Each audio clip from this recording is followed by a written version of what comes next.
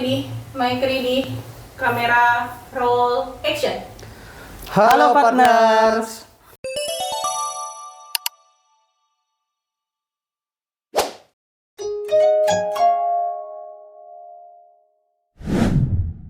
Ketemu lagi dengan kita di sini di 9 to 5 di acara Paus yang bakal nemenin kalian yang setelah capek kerja dari jam 9 sampai jam 5 sore bareng saya Zulfikar. Dan saya Asfa, dan bagi kalian yang pengen istirahat, boleh banget dengerin kami. Oke, hari ini kita punya topik adalah formal dan informal job. Saya ini mau tanya sama kalian berdua nih, kalian itu betternya atau prefernya itu ke informal job kah atau formal job? Kalau formal informal ya, saya lebih prefer ke informal ya. Soalnya informal tuh bidangnya sekarang udah luas banget dan sekarang tuh udah banyak banget kerjaan-kerjaan yang informal dan itu bisa menghidupi gitu. Cuma untuk lebih settle ya pastilah pilihannya adalah formal. Cuma kalau ditanya ke pribadi, saya lebih settle untuk pilih kerja informal. Jadi waktunya diatur sendiri, kerjanya diatur sendiri, tapi memang harus dengan manajemen resiko yang baik. Gitu. Soalnya informal ini kan pendapatannya nggak tetap, kadang banyak banget, kadang yang nggak dapat apa-apa. Nah, kalau salah manajemen keuangan dan manajemen resikonya, maka kerja informal ini malah jadi kerjaan yang nggak menghasilkan apa-apa sama sekali.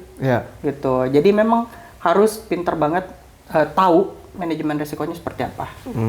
Jadi memang tapi kalau misalnya begitu berarti ya iya sih memang keuntungan yang kerjaan informal ya, karena memang independensinya kita untuk bekerja itu jauh lebih tinggi lah. Benar.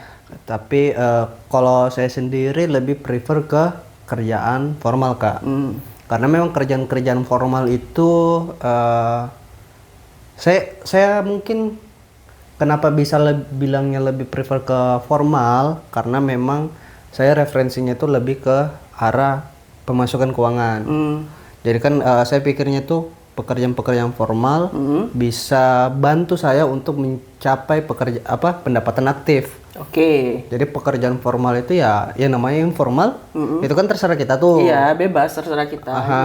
Mau ngambil atau tidak dan semacamnya. Ya mirip-mirip freelance lah. Benar. Dan memang kalau misalnya kerjaan formal itu bisa nanti saya taruh di pekerjaan pasif saya, pasif income saya gitu kan.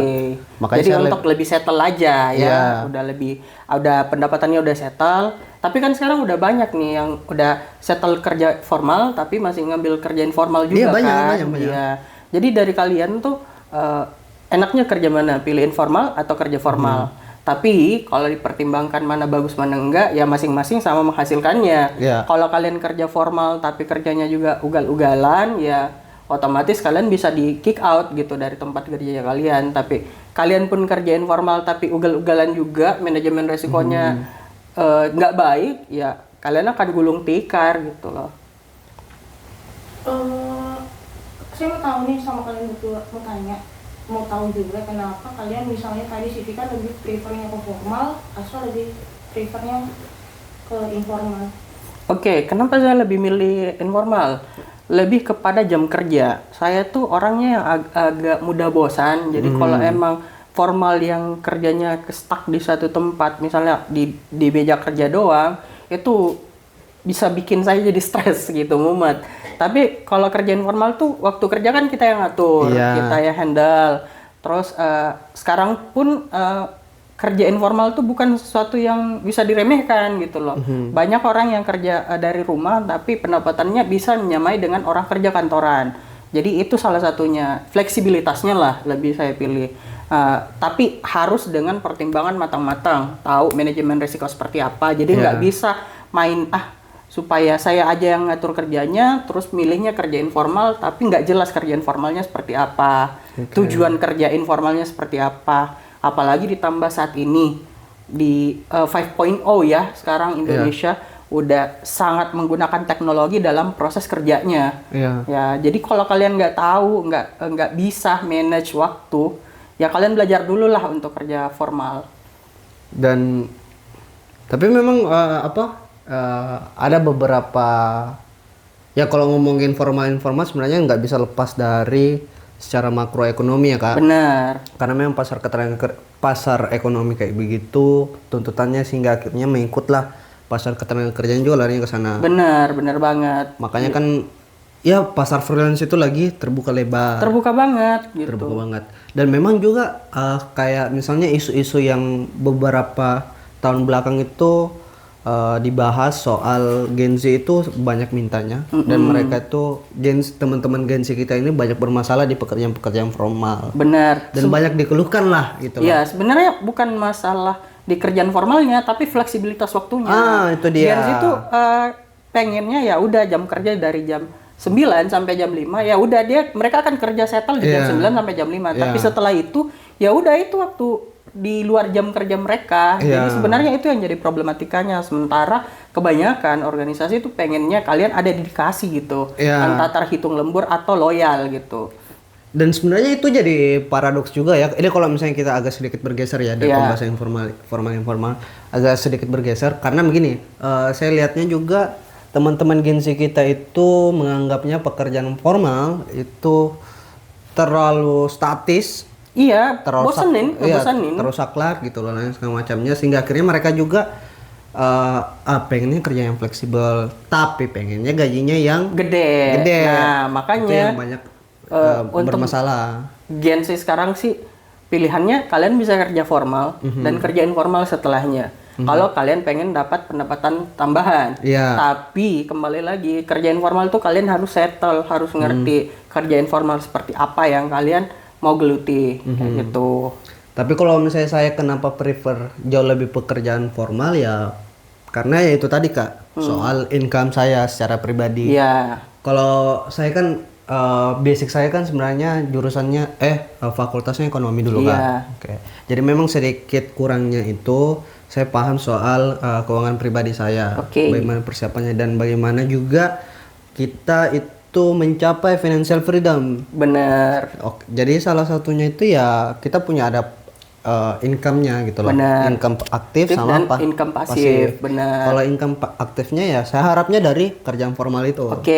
Dan memang sampai ke hari tua nanti. Kan biasanya kerjaan jadi kan kerjaan formal itu banyak untungnya di sana gitu loh. Kayak misalnya jaminan hari tua kah ataukah memang dapat privilege lainnya lah. Benar. Kalau misalnya pekerjaan informal ya mungkin bisnis sampingan ataukah mungkin saya invest. Benar. Nah, pekerjaan formal pun juga bisa kok punya jaminan hari tua kalau kalian bisa settle untuk nyari asuransinya. Kan sudah ada asuransi hari tua, asuransi kesehatan, dan itu pilihan dari kalian. Kalau kalian tahu manage keuangannya dari kerjaan informalnya kalian ya bisa juga menjamin sampai hari tua. Jadi nggak harus formal aja yang benar-benar menjamin sampai hari tua gitu. Bahkan untuk pekerja organisasi swasta itu kan nggak ada jaminan hari tua yang settle banget nih. Biasanya kebanyakan organisasi swasta kayak gitu. Iya, mereka dapatnya pesangon. Jadi kalau kalian dapat pesangon terus nanti salah jalan, kalian nyobain kerja informal, misalnya dagang atau buka suatu usaha, tapi kalian nggak paham di dalamnya dan akhirnya gulung tikar ya sama aja. Jadi kan kalian harus mempertimbangkan hal itu juga gitu loh. Jadi masalah hari tua memang sih kerjaan PNS tuh udah settle banget sampai hari tua karena udah dapat gajinya. Tapi untuk organisasi swasta atau kerjaan informal juga bisa settle asal kalian tahu manajemennya gimana. Kalau misalnya kalian berdua nih disuruh memilih pekerjaan formal atau informal job, lebih spesifik seperti apa? Kalau masalah informal ya. Yang paling kecil dulu deh, saya lebih milih masalah perdagang. Entah itu bisnis ya bisnis aja, soalnya kan bisnis dagang apa nih? Paling lancar tuh sekarang makanan ya. Ya gampang viralnya. Terus banyak yang beli. Sebenarnya dalam proses bisnis tuh yang penting adalah perputarannya. Semakin cepat barang laku, ya meskipun murah ya. Semakin cepat barang laku, kalian akan semakin cepat juga dapat pendapatannya. Daripada kalian menjual barang premium, tapi lakunya cuma 1-2, ya itu akan jadi resiko juga. Makanya harus dipertimbangkan baik-baik gitu. Kalau kalian jual dagangan premium tapi harga terjangkau, itu lebih dipilih loh sama orang-orang kayak gitu. Tapi kalau secara besarnya pengennya sih ekspor impor. Jadi sekarang kan Main di komoditi berarti. komoditi, bener banget. Soalnya kan sekarang banyak nih petani-petani lokal atau orang-orang ini yang bingung mau dikemanain hasil pertaniannya. Nah, Tapi kalau ke hasil pertaniannya ke Amerika kena 19% Kak. iya emang gede, sekarang tuh emang gede. Sekarang udah krisis banget kan. Tapi ya kita bisa bermain gitu. Pelajari dulu deh gimana cara ekspor impor Iya. gitu. Kalau kalian pengen tahu seperti apa, itu juga nguntungin banget. Jadi kalau kalian pengen pendapatan yang gede ya mainnya di sana. Tapi kalau kalian pendapatan yang stabil, kalian bisa main di bisnis kecil dulu, UMKM. Contohnya nanti semakin lama semakin besar. Nah, tinggal kalian gelutin aja gimana bisnisnya. Atau ini aja Kak kerjaan informalnya. Jadi kader partai. Itu kayak beda ini ya, beda aliran sungai gitu ya. Nah, kembali lagi deh ke kalian. Kita pengen tahu deh untuk para partner sekalian tuh pengennya kerja formal atau kerja informal. Terus kalau kerja formal kalian pengennya jadi apa? Kalau kerja informal tuh kalian pengennya jadi apa? Terus skill kalian apa aja sih kalau untuk bisa kerja di tempat itu? Kalau saya diminta memilih untuk bekerja formal dan pekerjaan formal itu apa, saya pengennya jadi ini sih Kak, HR development. Oke. Karena memang secara basic saya pendidikan itu manajemen SDM, terus sekarang sedang mengikuti S2 psikologi industri dan organisasi dan pengennya juga berkarirnya itu di bidang HR. Jadi ngurusin orang gitu loh. Ya jikalau memang apa ya sebenarnya ngurusin orang kan susah gampang. Bener, orang tuh susah banget diurusin. Iya, lebih banyak susahnya daripada gampangnya. Iya bener. Jadi susah gampang gitu loh. Gampangnya karena at least bisa diajak ngobrol. Bener. Bilang kamu maunya apa? Masih sukanya bisa apa? diajak komunikasi, Iya. ditanyain gitu. Iya, Buat kan, dikasih solusi. kan kalau misalnya Kak Asfa tadi kan kerjaan formal mungkin bisnis makanan kan, Iya. itu agak sulit tuh ngeraba-raba gitu loh. Iya, Problemsnya emang. di mana dan lain segala macamnya. Memang, bener. Ini kan kalau manusia ya jauh lebih mudah lah karena kamu masalahnya apa. Kalau Iya. kalau misalnya masalahnya masalah dapur rumah tangga kamu ya saya nggak bisa bantu dong. Iya, bener. Iya. Itu kan urusan berbeda ya, di luar dari organisasi. Iya. Kecuali kamu istrimu mau poliandri. Nah, beda lagi ceritanya itu. Itu jadi konsultan kalau begitu. Ya iya. Itu lain lagi sih dulu kota. Coba ya itulah Kak. Saya pengennya kerjaan kantoran kayak di HR entah itu swasta atau negeri atau badan usaha milik negara lah apapun itu pengennya dikerja bidang HR gitu loh.